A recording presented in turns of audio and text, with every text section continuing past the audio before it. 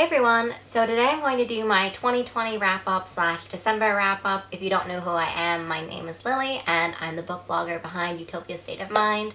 That's the book blog that I have all the reviews for the books that I'm going to be mentioning, as well as a more comprehensive written blog post about 2020 wrap-up. So I'll leave that link and all my other social media links down below if you want to find me on the internet.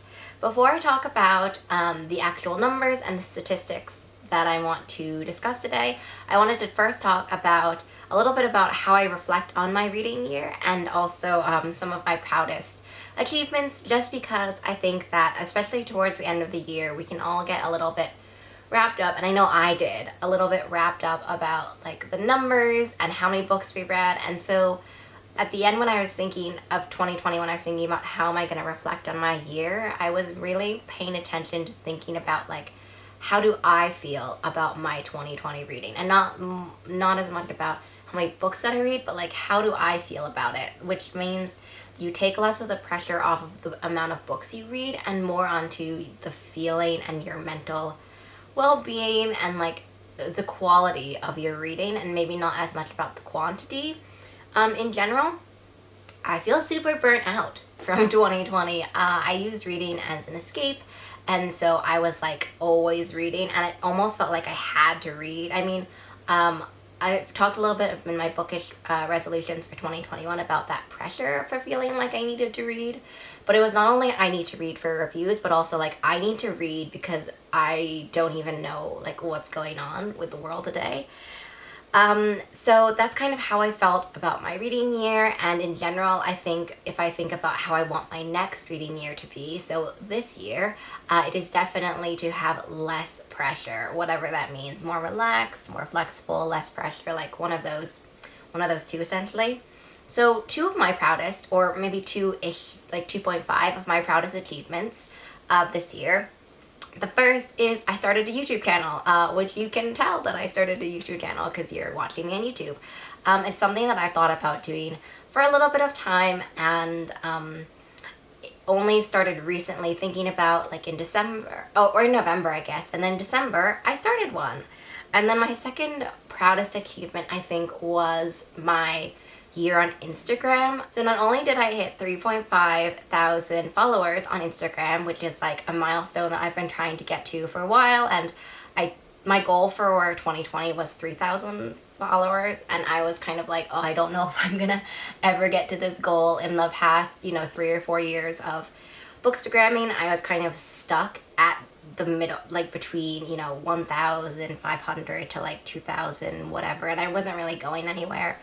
But this year I finally made it past 3,000 and past 3,500, which I also didn't think I was going to get to in 2020. So not only am I proud of that, but I think one of the things I'm most proud of, which is another kind of change from looking at just the numbers, is that I'm more comfortable and having like the most fun right now on Instagram. So not only have I been doing bookish makeup looks, which is another proudest achievement for 2020, which was incorporating my love of makeup and books, like smushing them together and putting them on the internet and putting them on Instagram. I've also been doing Instagram lives. I started doing this like around the pandemic beginning time, in which I was like, oh, I'm gonna do this until the pandemic ends, and I was kind of like, oh, like till the end of the year, and it's 2021. Going strong. I'm not doing as many Instagram lives anymore. I was doing them pretty much weekly on Instagram, and now I've migrated them onto YouTube because it was really hard for people to find the Instagram lives afterwards. I know I'm super guilty of saving a lot of recaps of Instagram lives and just not watching them because it's so annoying to have to like watch them on your phone, and also like the screen and stuff, and YouTube makes it so easy to watch later and all of that functionality. So that was kind of also what kind of kick-started my move into YouTube, because I was like, I'm producing and spending so much time on these Instagram lives, and the people who I know want to see them can't really see them, and it's so hard for me to promote them. So smushed it all to YouTube, and that's where I am. So those are my kind of proudest achievements of 2020. Oh, except I also hosted in 2020 like cover reveals, so exclusive cover reveals, which I had never done before.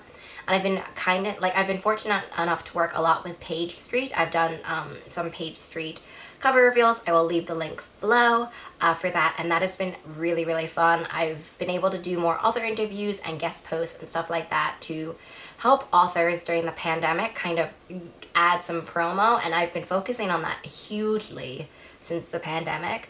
But this is another kind of milestone, I guess, in my blogging world. And also, I just was alerted about this on Twitter the other day, that I have a blurb, like my blog name blurb is in the paperback edition of the US Poppy War. So I've loved the Poppy War since it came out. I read an arc of that. And so the fact that my love for the Poppy War is immortalized in actual print, like that people buy books and my blurb is in it, I am just so emotional about that. I don't really, I don't have as aspirations of being a writer, so this is as good as it's gonna get, and I think that is so cool. If you see me on the internet quoted or blurbed or whatever, please tag me and let me know, because if other people don't, I have no idea. No one happened. This doesn't happen. So the Poppy War paperback has to have been out for a while, and I literally only found out about it in 2021, I think 2 or 3 days ago, so I'm still kind of reeling about that. But I'm including it in the 2020 wrap-up because it released a while ago, and it kind of just feels like a good thing to include. So, finally, what you've all been waiting for, I'm going to do the statistics. I'm going to be looking down at the sheet of the statistics that I wrote down for a while, so just know that if I'm looking down, that's what I'm looking at. So, in 2020, I read 357 books. I'd blown through 200, I want to say halfway-ish through the year, maybe 2/3 through the year. And so I knew I was pretty sure I was going to get to a pretty high number. I think last year 2019, I read 361 books, and in 2018, I read 390 books, I'm pretty sure. So I knew that the number, if I was kind of maintaining that same pace of looking at my reads, I was going to get to a number over 300. And so I was briefly at the beginning of December thinking, should I push myself to read 365 books? I didn't make it in 2019. And I remember 2019 being I just need to read 4 more books. But I didn't push myself, and I kind of let it organically happen that I read 357 books in 2020. So, of those 357 books, you may ask, how many were 5-star reviews, sci-fi, YA? I will tell you right now. So 50.1% of that was science fiction and fantasy. I'm including adult science fiction and fantasy and YA smushed together. But also I'm not including the middle grade, which a lot of the middle grade I read was fantasy. I categorized those in middle grade. So just know that if you probably put those in, it's definitely more than 50%. And of the 357 books, I read 76.2% of them were YA. So the other bit of them were adult, science fiction, fantasy, middle grade, and then romance reads. Oh, and some nonfiction as well. And some other, maybe adult historical fiction, and I think adult horror or thriller, kind of things. So I read a significant chunk of YA. And of the 357 books, I had 103 5-star reviews, which is a lot. I think in 2021, it's going to be a lot less, just because I'm putting less pressure on myself, and I'm also thinking a little bit more critically about how I review books. If people are interested, I can kind of talk to people about how I review and how I break it down in my head. But I have a list of criteria that I kind of put numbers on to kind of average out into a rating. And I think in 2021 I want to be a lot better about putting them into my chart so I can think more critically about what their rating would be. That's kind of what I mean. And so the average of that was 4.2. I didn't really, there were, as you may have seen in my disappointing books, I didn't really have oodles and oodles of disappointing books. I had a bunch of 3 stars and even more 2 stars, I think, than ever before. And also, I think maybe 1 or 2 1 stars as well. Of the 357 books, 50% were e-arcs, 25% were physical arcs, and 12.5 of them were audiobooks. So if you think about that, that's 75% of them were arcs, e-arcs, and physical arcs. So when you saw my 2021 resolutions, I was talking a lot about wanting to take some pressure off of the e-arc kind of sphere and move it into other aspects of my life. So bought books like these, audiobooks, and like library books essentially. So that's kind of what I'm talking about, making that 75% in 2021 lower. And I really discovered a love of audiobooks in 2020. I was also able to partner with Macmillan and also Libro FM and get some advanced listener copies from those. So that has been really, really amazing because I listen to audiobooks basically on a daily basis. So not only has it increased my love of audiobooks, it's been a fun way to also review and also post on Instagram. Of the 357 books, 191 of them were Own Voices reads, 64 of them were backlist books, and 98 books fell into the Year of the Asian Reading Challenge group. So those were kind of my challenges that I was thinking about for 2020. I don't actually remember if I put a goal, like a numerical goal on any of those challenges. I think I probably put maybe 100 as my goal for Year of the Asian Reading Challenge, and I didn't make it. And I don't even remember what I put for backlist books, maybe like 75. Also didn't make that, but I'm pretty happy with how I did do as well, so I'm not too upset by that. Of the 357 books, 56% of them were people of color or Black, Indigenous, and people of color main characters, and I read 148 Black and Indigenous and people of color authors as well, so I'm really happy with that. And 33% of them were queer. I actually had not really done the percentage work on that when I was doing the 2021 bookish resolutions. So I'm really actually quite pleased that it made the 33% because there are some months which it didn't. So I'm happy that I think in 2020, around the end of it, I was able to make up some steam on the queer books, and I'm happy that we finally made it there. So in general, that was kind of my 2020 nutshell. If you want to read a little bit more about, or if you want to see the table and the statistics and pie charts, definitely check out the link below for the written blog post. I realize that pie charts maybe are not the best at giving out information. I've heard that spiel many times, but I love pie charts and I think they look really fun. I just wanted to talk a little bit about my December wrap-up, just because always at the end of the year I feel like the December wrap-ups kind of just go a little bit under the radar because everyone's focusing on year wrap-ups. So I just wanted to do a quick segment about the December wrap-up. So in December I read 34 books, and I read, let me just count really quickly, 1, 2, 3, 4, 5, 6, 7, 8, 9, 10, 12 5-star reads. And actually December had started off as a pretty bad reading month. I was kind of really disappointed by the books I was reading just because I built them up so much in my head, and also it's the end of the year, you want to end on a really high note, but I ended up ending on a really high note. In the last 2 weeks basically, I found so many 5-star reads. So let's dive into that. I read 3 5-star middle grades. The first is Ghost Squad. I've had Ghost Squad on my list ever since before it released. And I'm finally so glad I was able to read this. I actually listened to this on an audiobook because someone had told me that the audiobook narration was really, really fun. And I can confirm it was really, really fun.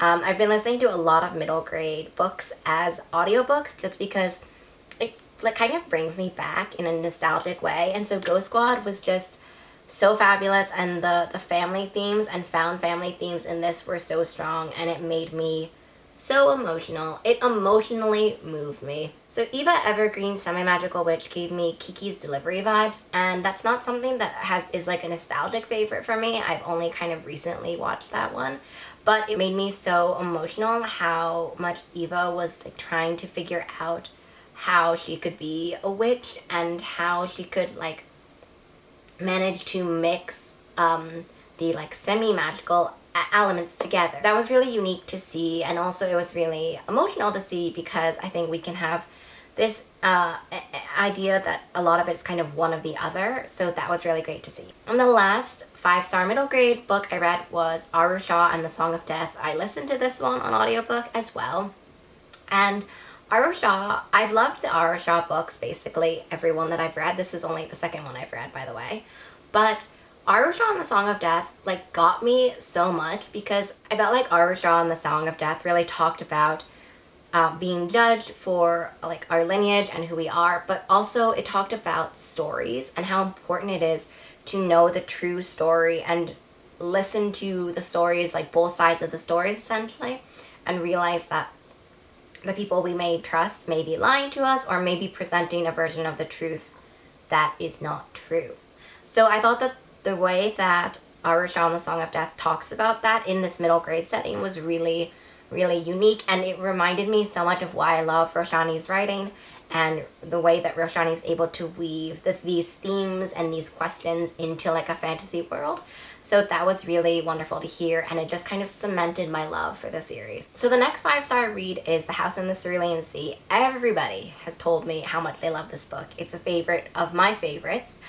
And so I knew I was gonna love it, but I don't think I was prepared for how much I loved it. So I was listening to it on an audiobook, and I was like crying while I was listening to the end. It is just so emotional and precious, and so much about found family and figuring out who you want to be and where you want to be, or like who are the people you want to be with and where do you want to be, right? So like the idea of home being less of a physical place and more of the people who are in that sense of home. I read and loved 3 YA contemporaries. The first is Amelia Unabridged. I mentioned this in my December TBR video where I kind of totally butchered the name of that. But Amelia Unabridged is this book about grief, and it's also this book about kind of like letting people in and not judging on your expectations and being kind of open to changes and realizing that grief can't hold you back. It had a lot of elements that I really loved in it, like bookstores and found family and writing and like photography, like all of these different elements that I loved, and it kind of combined in such a brilliant way. And this was another faves of faves, so a lot of people that I really admire, and they really loved this book, and so I should have known how much I was gonna love this book. The next one was As Far As You'll Take Me. That was just so freaking cute. It was like one of those books where you read it and you were smiling so much, and it was also an emotional book, right, about coming out and realizing that your parents, like having that relationship really be changed, because I think a lot of some of the coming out stories we've seen specifically, they aren't universal for everyone. So it's obviously not universal that your parents will be totally on board with it or that it will be like super, super amazing. And so I thought that As Far As You'll Take Me has that balance where it talks about those kinds of themes and elements, also with a musical, like a musical twist / musical element. But it also has these moments of love and toxic relationships and toxic friendships, like all of these different things. And at the end, it just made me so happy. And during even reading it, it was just such a book that like left me really happy and left me excited to read it. And I think I ended up reading it in basically a day because I was like so emotionally involved. And the last YA contemporary was Chlorine Sky. It's a novel in verse. I've really loved reading novels in verse this year. Chlorine Sky was just such a great and beautifully written verse novel about friendship and about kind of friends that are drifting apart from each other, and about kind of growing up and knowing that it's okay to take up space and to embrace that space, like to stop shrinking yourself down. And so that kind of theme combined with how beautiful it was really made it kind of rocket into the last 5-star YA contemporary of 2020 and also my December. I was able to read a YA sci-fi that I loved, and it's called Yesterday's History. It actually hasn't come out yet, so it's something that you could pre-order as well. And it was just really great. It was a book about sci-fi time traveling, and also a book about grief and about moving on, and also kind of not letting the past hold you back and your past kind of perceptions. And it was also one of those things where I think as a person of color, you realize that like the idea about time traveling is more dangerous, and this is also a queer person of color also moving back in time. And I really liked how it navigated those issues in a realistic way, but also like it talked about them. It wasn't kind of just like, oh, I'll magically go back in time and things will be fine and like racism won't be an issue and homophobia won't be an issue. So I really loved that aspect, and also it was just incredibly emotional and I loved reading it. I also have a soft spot for time travel.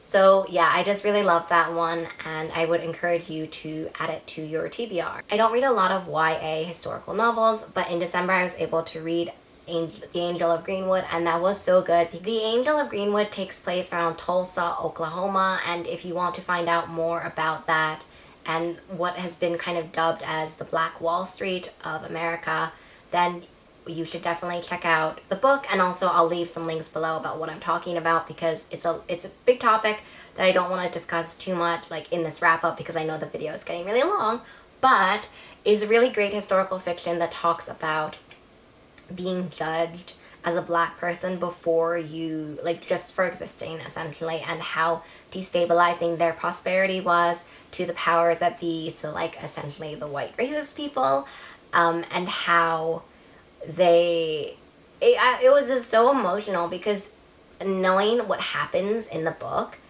well, what happens in real life, and also reading what happens in the book, you see these people like making plans for the future, and you see these people, you know, making dates for the future, and it just is emotional because you know that that's not gonna happen in the way that they think it will, and it's just like not gonna happen in general.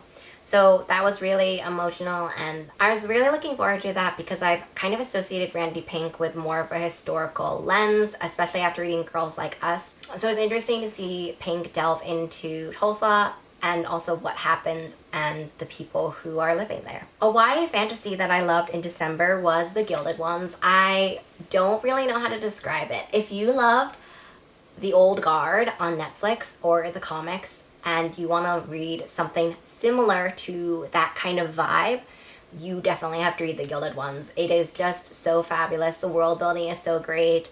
I kind of had so much hype in my heart about The Gilded Ones before I even began, and it lived up to it and blew past like how much hype it had for me, and I ended up really loving it, and I loved the world building and the characters and how they have to fight against the patriarchy, but also fight against like all these images of what it's supposed to be for them, like what girlhood and what womanhood is supposed to be like, and femininity, what all of those things are supposed to be like for them, especially being regarded as like monstrous people, right? Or monstrosity. I think we have an interesting connection with femininity and with women and monsters. I think that I can't delve into that because it's a lot, and this is not the video for it, but it was really interesting to see The Gilded Ones tackle that and tackle how monstrosity like changes the notions of femininity and vice versa, and like how people kind of deal with that. So that was really great on kind of a thematic level. The world building was wonderful. It was action packed, and I cannot wait for the next one. And I read 2 romance books that I absolutely loved in December. The first is I was able to read the Bromance Book Club series. So DJ Life and Fiction on Instagram has been kind of going on about this series, and I finally was like, okay, December is a lot for me emotionally and mentally, and I just needed like a romance outlet. So I ended up reading all the ones that were out, so 1, 2, 3. And I really liked 1 and 2. I think I gave them like 4 stars, but 3 was the one that was like, that was the best for me. So it's Crazy Stupid Bromance, and I loved the characters in 1 and 2, but for me in 3, I just clicked so much with both main characters essentially, and their vulnerability, and also how great their chemistry was. And I really also am a sucker for friends to lovers, and that was the trope that was played with, and also it dealt so much with toxic masculinity in this one in a way that the other ones have as well, but this one kind of got into it in a deeper level, I feel like. And as I said, it was kind of the culmination of me reading 1 and then 2, and I read them back to back within like 3 or 4 days. So it was me kind of being like, oh, I really like this, I really like this, and then wow, I really, really like this, and it also made me tear up a little bit. And then the last 5-star read I read in December was Honey Girl. I have been looking forward to Honey Girl since since I heard about it and since I saw the cover, it's this sapphic, get drunk, married in Vegas, and then also maybe fall in love with your wife kind of book. And if that doesn't hook you, then I don't really know how else to describe it to you. What I loved and didn't expect loving so much was A, how lyrical it is. There were lines in it that I want to hand letter because they were so gorgeous. Honey Girl talks so beautifully about love and like the stars and space. And there are some of the most romantic passages I have ever read in it. It was fabulous. And also, too, it talks a huge amount, which I didn't expect, really, about being a woman of color and the added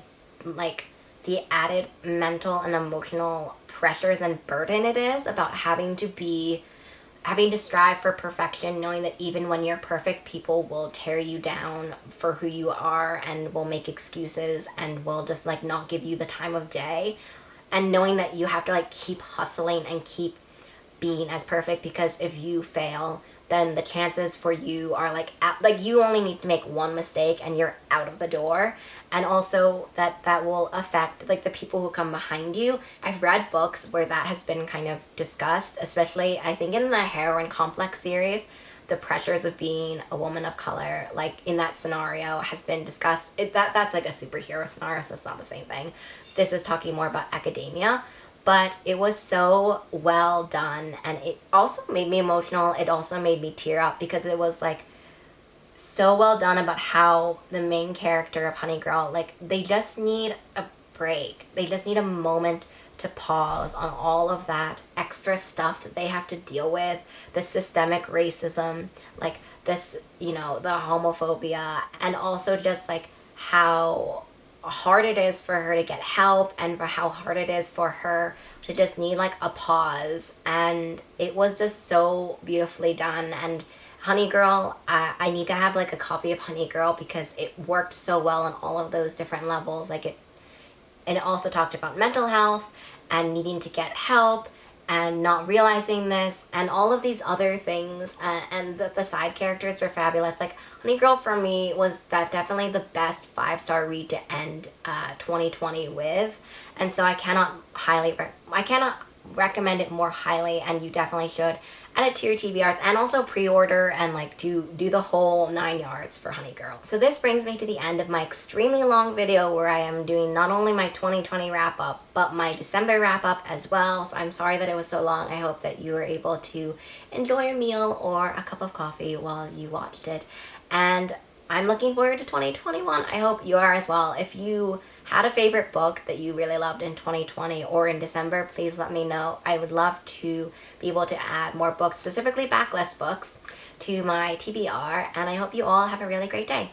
Bye!